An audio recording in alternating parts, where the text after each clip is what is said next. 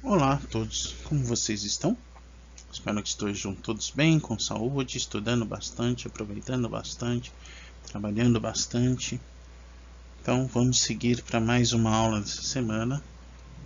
Lembrando sempre aquela orientação de rotina de estudo nos ajuda a fazer todas as atividades, fazer tudo o que a gente quer e nada fica pesado, né? Então vamos adiante. Então, nosso material de referência são os vídeos do Centro de Mídias. Dessa vez nós vamos ter 2 vídeos, porque vamos entrar nesse recesso. Então, para não ficarmos muito atrasados, apesar de que na aula anterior nós já estávamos abordando pontos que o Centro de Mídia ainda não tinha começado, e a nossa apostila da página 74 à página 79. Nosso objetivo, como sempre, é compreender a aula do Centro de Mídias, aprofundar o conteúdo da apostila e ir além destes dois, incentivando uma reflexão pessoal e ampliando nossos conceitos sobre as aulas. Então, quando nós falamos de preconceito, nós podemos usar algumas máximas para estabelecer o que é um preconceito, né? Então, estou fechado no meu eu. Só o meu eu é que vale. Então, qual que é a teoria sobre o universo? Vamos imaginar assim. Não sei. Eu acredito no Big Bang. Eu acredito no criacionismo. Eu acredito que a Terra é plana.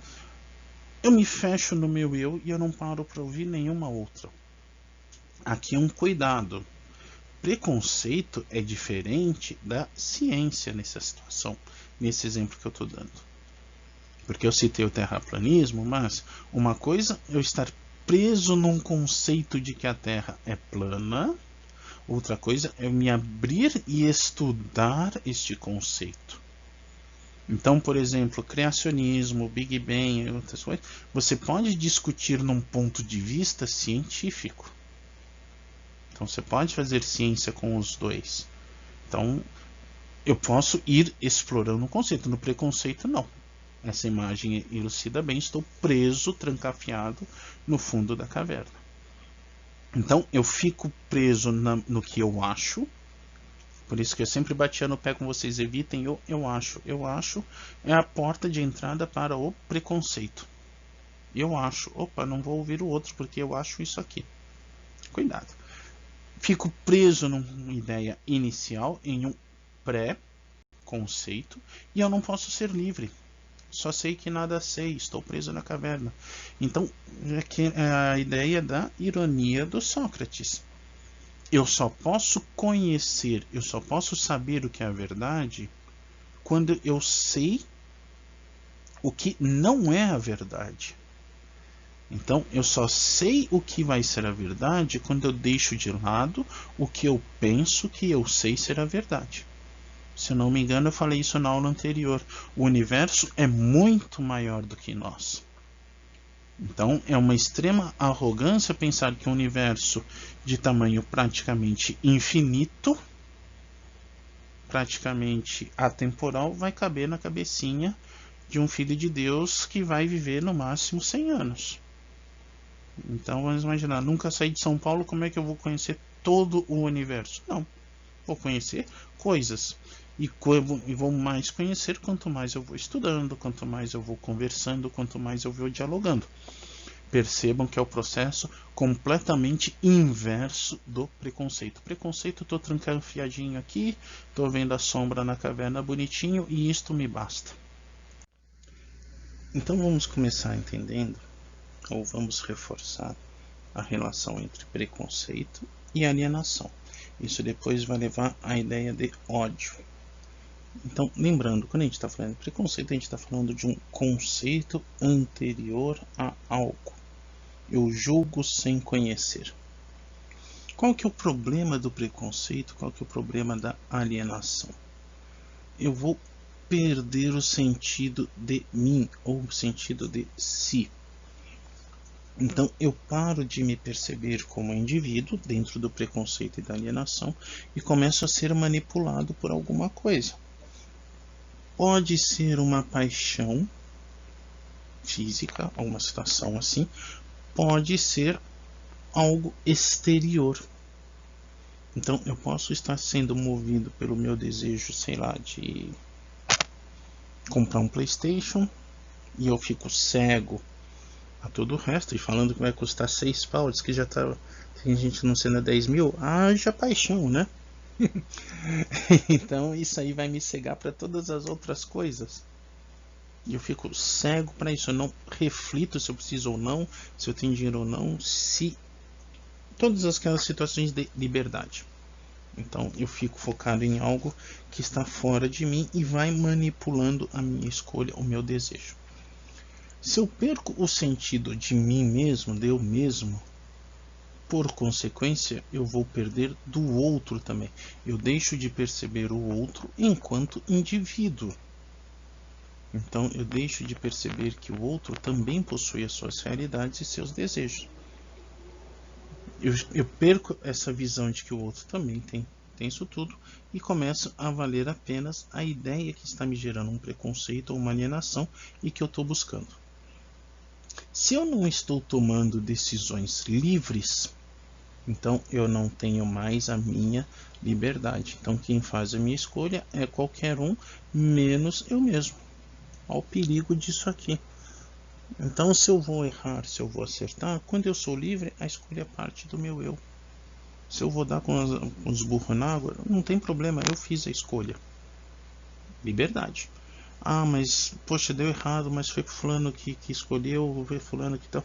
Então eu vou ter em alguns casos, né? Eu vou ter uma compensação de que não fui eu quem errou, foi o outro. Ah, eu não tenho nada a ver com isso, é o outro. Então a gente foge à responsabilidade de agir conforme a nossa consciência.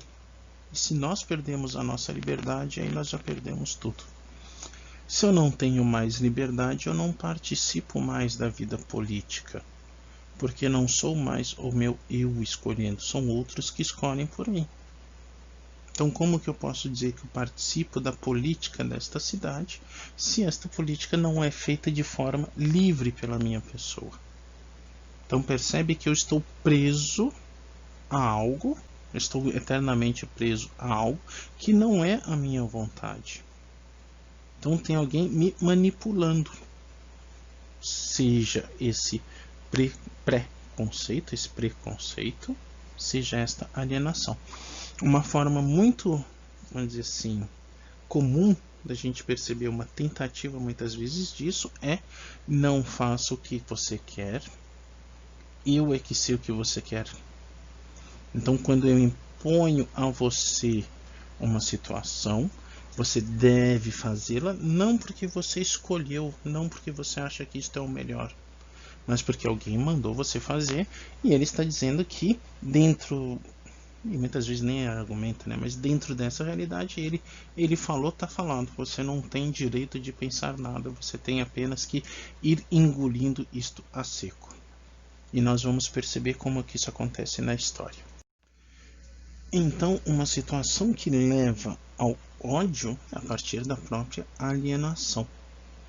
Então, o exemplo mais comum, o exemplo mais claro é toda a situação do nazismo. Então, o que acontece aqui? Nós temos nessa foto o soldado queimando livros. Então, apenas os livros oficiais deveriam ser lidos. Apenas os livros do governo deveriam ser lidos, apenas os livros impostos deveriam ser lidos. Não pense além do que lhe é ensinado nisso aqui. O que não serve, nós vamos queimar como uma forma de purificação. E assim vai acontecer. Então, um exemplo mais cabal é que, a partir disto, todo mundo vai ler Minha Luta. Ah, vamos ler a luta e aí nós vamos comprar a ideia do camarada. E aí vem o grande aviso que é: nunca leiam este livro sem estar com a guarda levantada. Lembrem-se de tudo que aconteceu na Alemanha e no mundo por causa do camaradinha. E ele pode ter o defeito de não ser um grande escritor, mas ele não era burro. Se você pega no YouTube os discursos dele, são discursos entusiasmantes, são discursos assim que você fica bobo de ver a energia que ele passa. O Mussolini também tinha um pouquinho disso, né? E aí ele vai pegar você por isso. Como ele vai conseguir te enrolar em como ele vai demonstrar os argumentos dele. O argumento é fraquíssimo. Então, leiam como ciência. Leiam como estudo. Mas muito cuidado, tá? Então, o exemplo que nós vamos ter aqui. Olha só, como que eu vou incutir o ódio em uma situação? Vejam, eles estão criando um estado dentro de outro estado.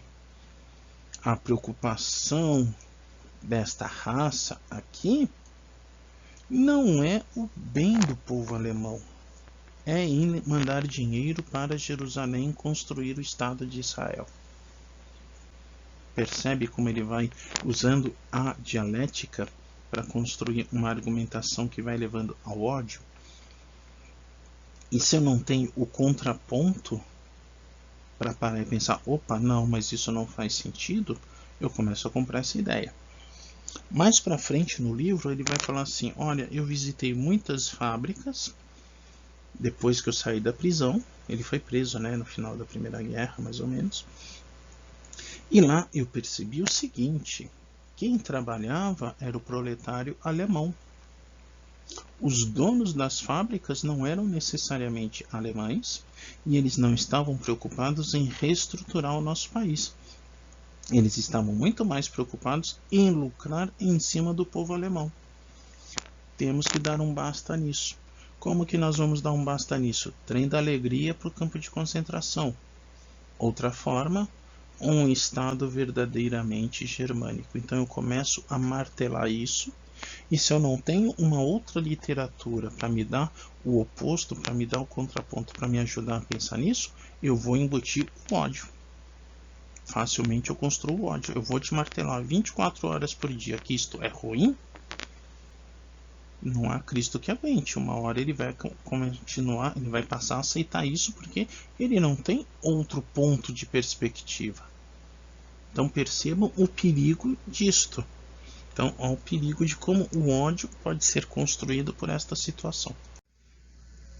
Da mesma forma, a intolerância.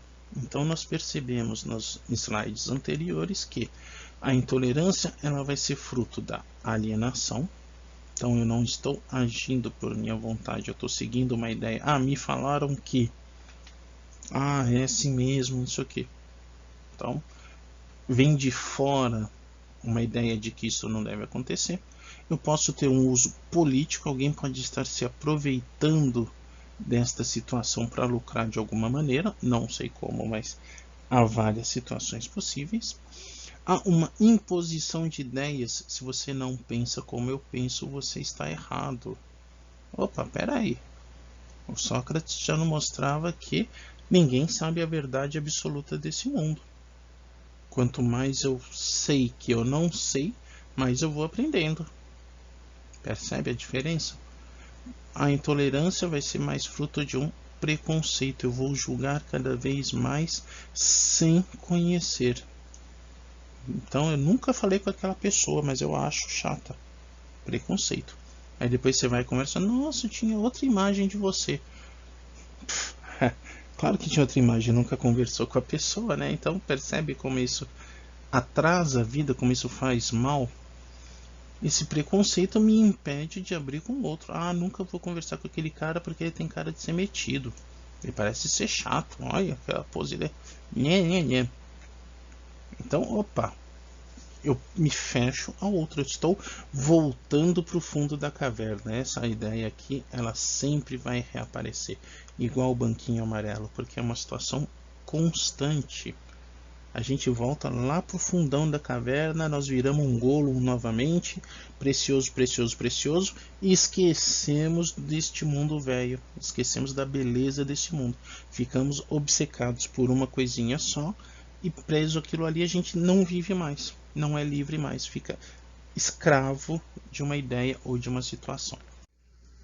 Ah, mas aí como que a gente pode dar a volta por cima? Como que a gente pode se livrar disso? A partir da razão, e essa razão nos leva à liberdade. Então a filosofia ela vai nos dizer o que? Primeira coisa, eu sei que nada sei. Eu sei que eu não sei de nada. O que isso vai me permitir? Escolhas.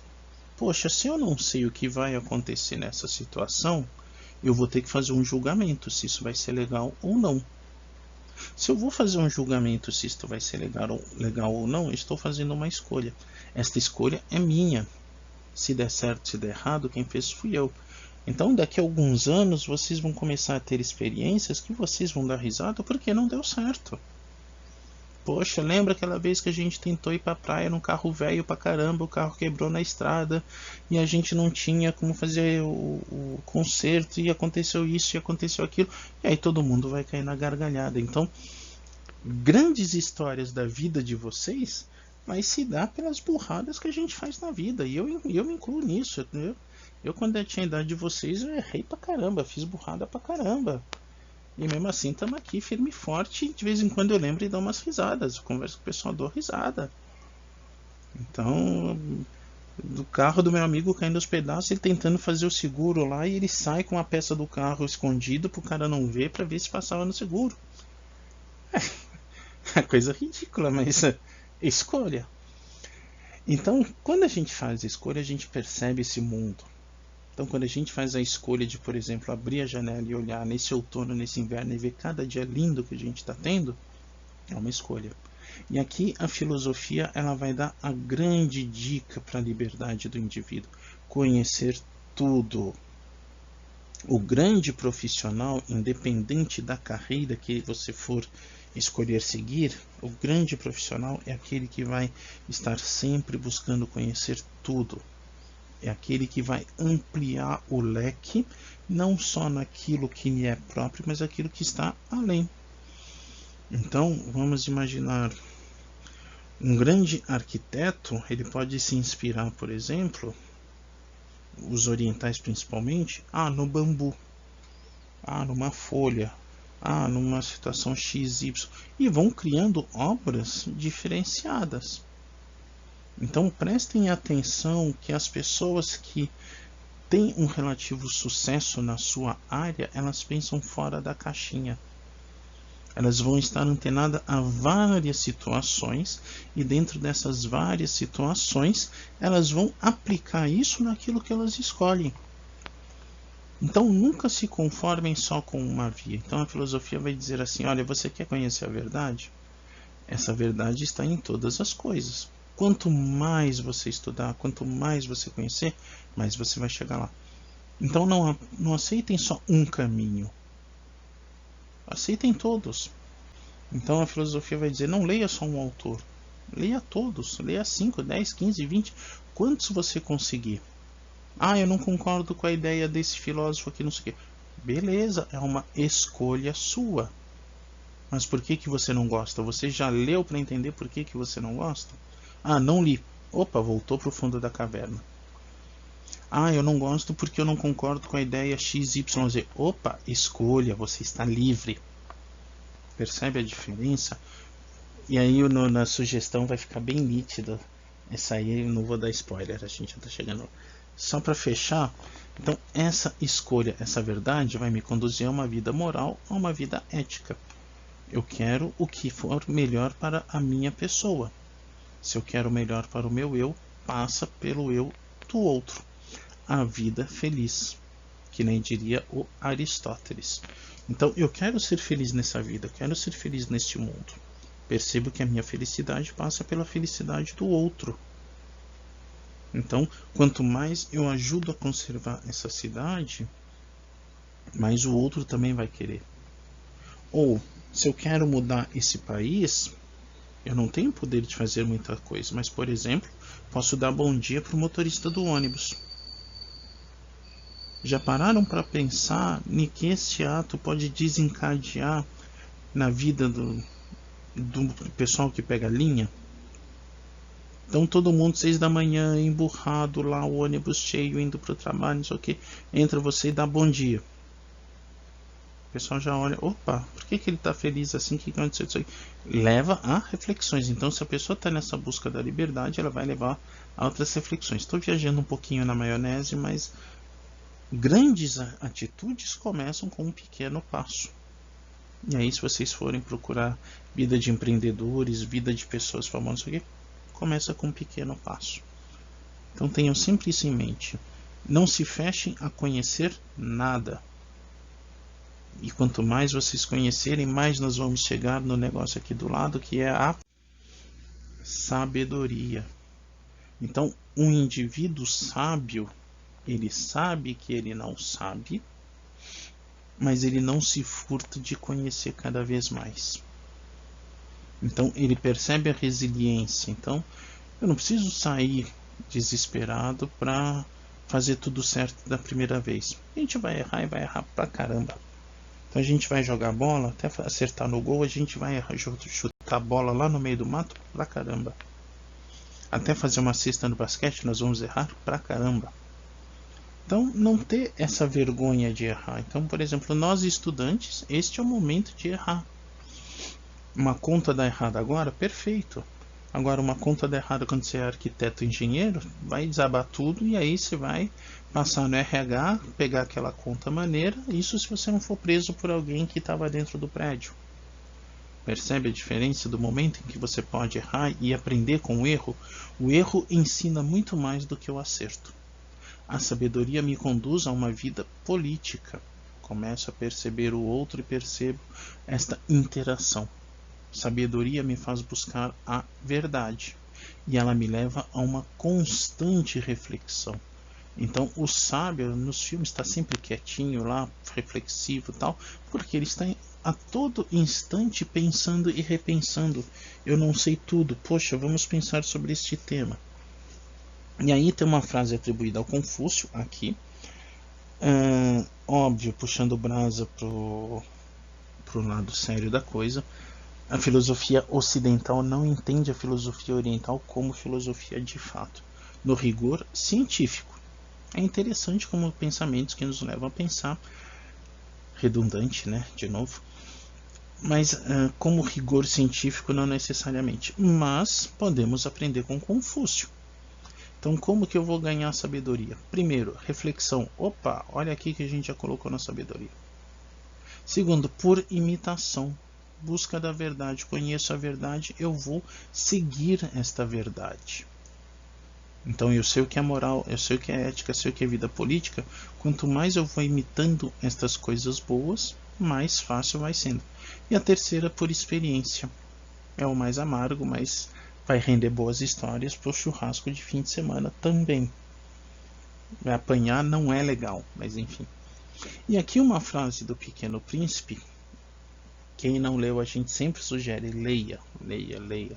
Leia e releia sempre, porque a gente sempre vai aprender alguma coisa diferente com esse livro. É isso, é loucura odiar todas as rosas porque uma te espetou. Se eu estou no preconceito de que aquela rosa que eu vi no jardim me espetou, eu nunca vou perceber a beleza das outras rosas que existem neste mundo. E nunca vou achar aquela rosa que será especial. Aquela que vai me cativar. Então, percebem como estar preso no preconceito me impede de ver coisas legais nesse mundo, de aprender e de encontrar um grande amigo, um grande amor, uma grande paixão, aquilo que eu quero seguir para minha vida. Sugestões. Opa, vamos lá. Então, semana antes do recesso, nós demos várias sugestões. Não sei se conseguiram ver todas ou se viram alguma. Mas para ajudar a entender essa questão de liberdade, novamente, o Forrest Gump até o Último Homem. Para ver essa questão do preconceito, da intolerância, de como a gente pode perder a chance de conhecer alguém porque nós fomos preconceituosos num primeiro momento. Então, como que a gente pode perder a chance de conversar com uma pessoa legal porque eu fui preconceituoso? Questão da liberdade, Coração Valente. Questão do preconceito, spoiler que eu tinha falado antes. O Todo Mundo Odeia o Chris, aquele episódio da linguiça em que a Tônia não quer comer linguiça porque ela nunca provou, mas ela tem certeza que não é bom. E a casa inteira, entre aspas, sofre por causa que ela não queria comer a bendita da linguiça. E o pai do Chris também comprou linguiça para um batalhão. Então, como que vai se dar essa relação de uma maneira divertida e como que eles vão tentar, o pai do Chris tenta resolver isso de uma forma, mas a mãe do Chris, que não dava o braço a torcer, vai tentar impor de outra forma. Então, é um episódio divertido, né? Chaves e Chris sempre vale a pena a gente assistir. Trilogia Indiana Jones. Então, a trilogia do Indiana Jones é muito focada no período ali perto da Segunda Guerra Mundial. Então, alguns conceitos desse ódio pela alienação vão aparecer lá. O Indiana Jones vai combater. E é uma trilogia muito boa. O quarto filme em diante é socorro, né? Mas é um filme legal, é um filme divertido e vai nos ajudar a entender um pouquinho disso, como que eu vou passar a dominação do mundo a partir da imposição da minha ideia e levando a uma alienação. Não se esqueçam então de fazer nossa atividade, nós já estamos em setembro, o ano está acabando, agosto, que agosto passou voando, então não vamos pisar na bola, não vamos ficar para trás.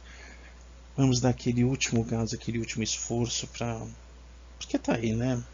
O ano tá acabando e acho que ninguém quer fazer tudo de novo ou ficar fazendo reforço, não sei o quê.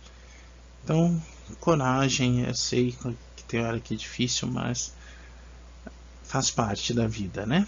Faz parte das nossas escolhas. Então, dúvidas, angústias, perturbações na força ou no cosmo, nós temos o nosso plantão de dúvidas nas quintas das 10h30 às 11h45. Nas quintas que nós temos eletiva, não vamos ter o plantão de dúvida, obviamente, né? Mas, mesmo que não esteja no momento de plantão de dúvida, vocês podem mandar e-mail ou colocar a dúvida no mural. No mural me chega um e-mail avisando e eu respondo o mais rápido que eu posso.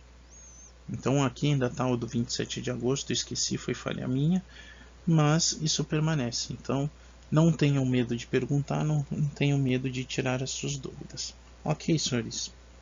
Então eu desejo a todos ótimo estudo, ótima diversão também, ótimos trabalhos. Cuidem-se bastante, cuidem da cabeça, saúde mental é muito importante neste momento. E em breve estaremos todos juntos, né? Então, a todos eu desejo um ótimo dia e nos vemos em breve.